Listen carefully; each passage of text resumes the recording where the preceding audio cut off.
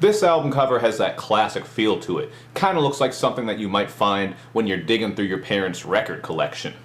What's up everybody? It's Luke James, not the singer. If you're an indie artist looking for an album review and some promo, you can hit up Luke at redmattersite.com.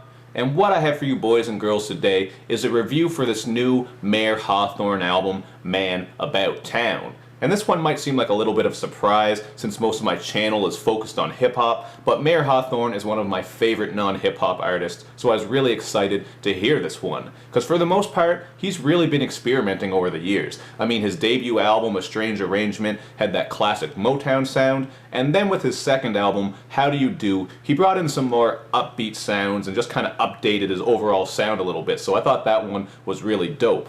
But my favorite Mayor Hawthorne album, at least so far, is his last one, his third one, which is called Where Does This Door Go? This one really just has a lot of groovy songs, funky songs, soft songs, and even some hip-hop elements as well, because he brought along Pharrell, who produced the song Wine Glass Woman, and of course he did that song Crime, which features a great verse from Kendrick Lamar. So I really like what he's done with his solo efforts, and some of his collaborative efforts have been really dope as well. I mean, his album Tuxedo, which he did with Jake One last year, was one of my favorite projects of 2015, and on this one they really recaptured that classic funky sound. And there was also another project he did called J Incorporated, but I wasn't really into that one, so I don't have too much to say about it. I remember listening to it, but it wasn't for me, so I kind of passed on it. But now we come to this album here, Man About Town. And I think on this one, he kind of played it comfortable. It's a very short and cohesive album at only about a half an hour in length, and the band did a great job of laying some soft and groovy backdrops. So I think Mayor Hawthorne fans will definitely be pleased with this one. Although the band did come through with some unique sounds as well, man. The song Love Like That is one of the more upbeat and danceable tracks. This was one of the singles, so you can check the video for that. And the song Fancy Clothes has a little bit of a reggae vibe to it, so I thought that one was pretty cool, the way the guitar is just strumming at such a slow pace and slow and steady throughout. That's what gave me the reggae vibe. So these were two of my favorite songs on here.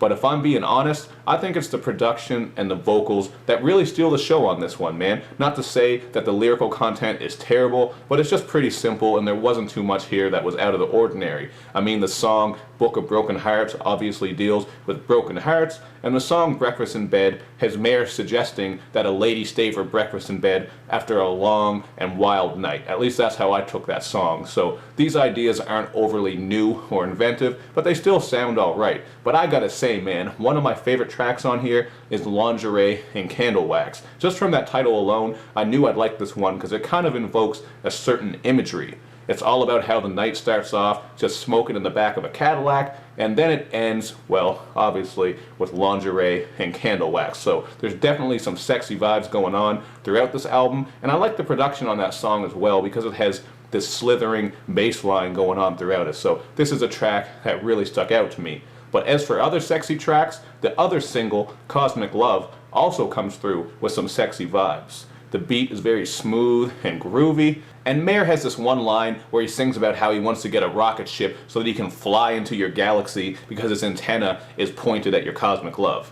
And I think that one is pretty self-explanatory. But I also got to mention that there are some pretty dull spots on this album as well. The song The Valley tells a little bit of a story as it's this girl trying to escape the 9-to-5 grind and make it in Hollywood, and Get You Back obviously has Mayor trying to come up with ways to get his girl back. So both of these songs, again, content-wise, nothing too fancy, and I think production-wise these were two of the weakest links because there wasn't much that was too interesting about them, and compared to the other production on this album, they kind of were just meh to me. They didn't really grab my attention or make for very many talking points, at least in my opinion.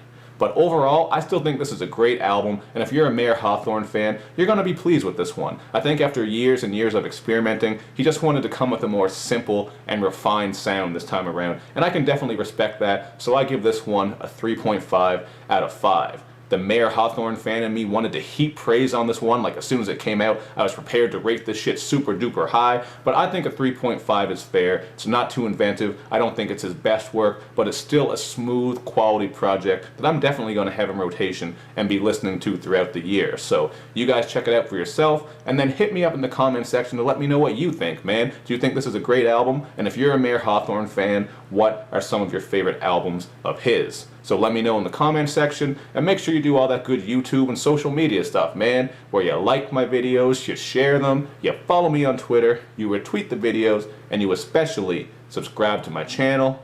Thank you for watching, everybody. I'll see you next time.